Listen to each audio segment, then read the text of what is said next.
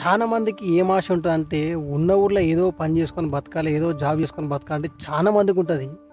ఈ చాలా మంది ఏమైతదంటే, ఈ ఊరిని వదిలలేక, ఇల్లుని ఇడిసపెట్టలేక జాబ్ చేసుకోనీకి హైదరాబాద్ సిటీ కొన్ని కొన్ని ప్రాంతాలుగా పోయి బతుకుతారు. అంటే ఈ జాబ్ అంటే ఏందంటే, జే అంటే జన్మించిన వారికి దూరం ఉండడం. ఓ అంటే ఒంటరిగా బతకడం. ఇగ లాస్ట్‌కి బి అంటే బతికే జీవితం.